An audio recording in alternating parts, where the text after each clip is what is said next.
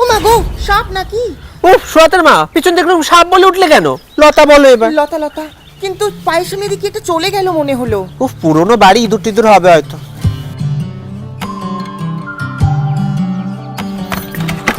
কি গো নতুন বউ, পুজোর আয়োজন কত দূর? ওই হয়েই এসছে। তুমি নাকি শুনলাম আবার ওই ঠাকুর দেবতায় বিশ্বাস করো না?